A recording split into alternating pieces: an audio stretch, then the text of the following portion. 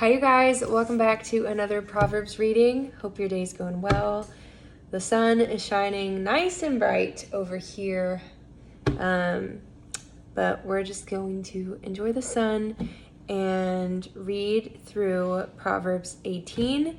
Grab your highlighter and your pen and we'll get started. By the way, this is the ESV version. A lot of you are asking. I read an ESV. Feel free to read whichever translation you prefer. Verse 1. Whoever isolates himself seeks his own desire. He breaks out against all sound judgment. A fool takes no pleasure in understanding, but only in expressing his opinion. Yep, I feel like we all know someone that does this, that never stops talking. When wickedness comes, contempt comes also, and with dishonor comes disgrace. The words of a man's mouth are deep waters. The fountain of wisdom is a bubbling brook. I feel like this is very interesting.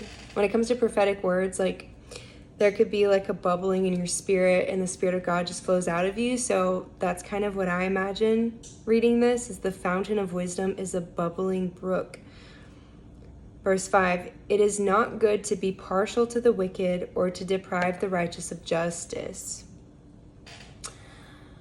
Sadly, I think in this world right now, a lot of Christians are realizing they don't actually know Jesus. And that's because there's a lot of churches that affirm things that the Bible doesn't affirm, and it creates lukewarm Christianity where no one actually wants to talk about what the Bible says, and you build your own Jesus and you follow your own Jesus that is all about love, and that throws things kind of off, and so it's been pretty heartbreaking, to be honest, the past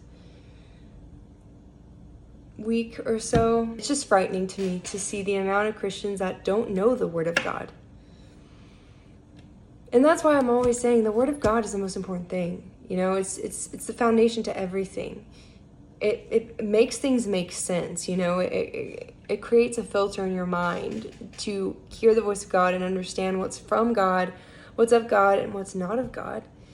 And the people that grow up Christian or grow up with this idea of Jesus, it's very clear who they follow once they start speaking out about certain things, or their composure even of how they do things, of how they react to the world. It's so sad. It really is frightening to me to see a lot of people don't know the truth of God. A lot of Christians don't know the Word of God. And I think that might be the most frightening thing there ever was in this world, is because that's the first thing Satan does in the garden, is he twists what God said to Eve. Did God really say? So of course there's going to be another Jesus in this world that people follow, that Christians follow, and then have a problem as soon as it's not lukewarm anymore. They have a problem as soon as it divides, as soon as it's super clear, because God is not a God of confusion. He's not the author of confusion. He makes things very clear, right? I'm not getting into it. This is a video of Proverbs 17. Here we go. So, anywho, verse 5. It is not good to be partial to the wicked or to deprive the righteous of justice. Verse 6, a fool's lips walk into a fight and his mouth invites a beating. A fool's mouth is his ruin and his lips are a snare to his soul. The words of a whisper. So you're going to know the state of someone's heart by what they say. And people can fool you for a little bit, but eventually it comes out. And when it comes out in their speech, it's actually shocking. You think that it's not true. I feel like I just need to make a video at this point. I have a lot to say. But there have been so many times where I'm trying to see, God, is this discernment? Because what this person is saying is flat out evil. And I've never attached that to that person. But if it's flowing out of their heart, if it's what they're saying, it's coming from somewhere. Oh, it's so sad when God exposes things through discernment and you're just like, am I really seeing this? Discernment is interesting. It's interesting. Verse 7, a fool's mouth is his ruin, and his lips are a snare to his soul. The words of a whisperer are like delicious morsels. They go down into the inner parts of the body.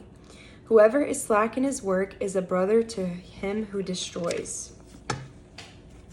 Verse 10, the name of the Lord is a strong tower. The righteous man runs into it and is safe. A rich man's wealth is a strong city, and like a high wall in his imagination. Before destruction, a man's heart is haughty, but humility comes before honor. If one gives an answer before he hears, it is his folly and shame. Be slow to speak. Listen first. Every time I do this a lot where I think I can predict what someone's going to say, and I've been trying not to interrupt people. I tend to do that because most of the time I feel like I do know what they're saying, so but I'm like, that's rude. I'm just going to let them finish their sentence. Here it clearly says, if one gives an answer before he hears, it is his folly and shame. Ooh. A man's spirit will endure sickness, but a crushed spirit who can bear? Verse 15, an intelligent heart acquires knowledge, and the ear of the wise seeks knowledge.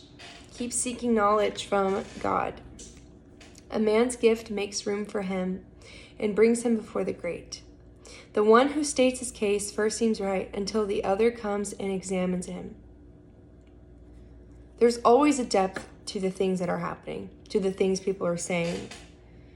The lot puts an end to quarrels and decides between powerful contenders.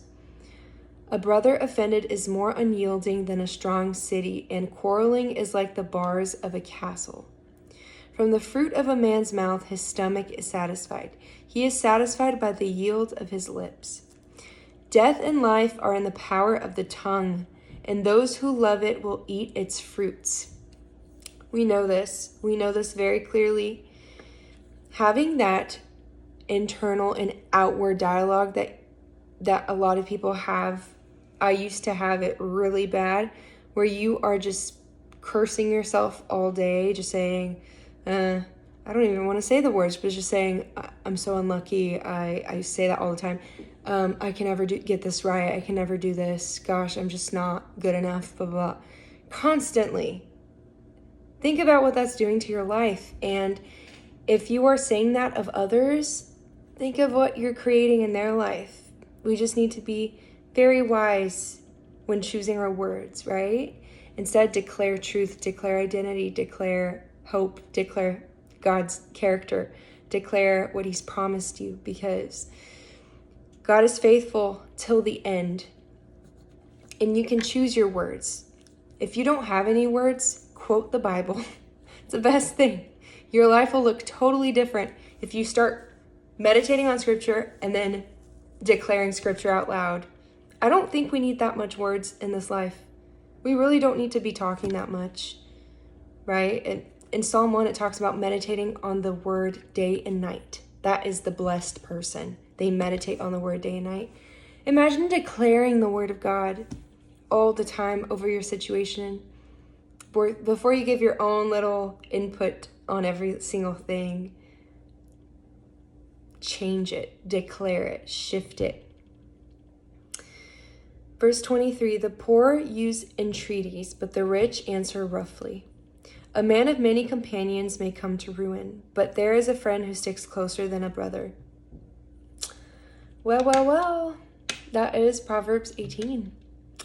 So I would love to stick around and talk more, but I actually don't have the time today to do that. So we're going to wrap this up. Hope you enjoyed. Let me know. I know the sun is this is not the best lighting, but hope you enjoyed regardless. Hope you read your Bible today and got fed. So I will see you tomorrow. Thanks for watching. Bye.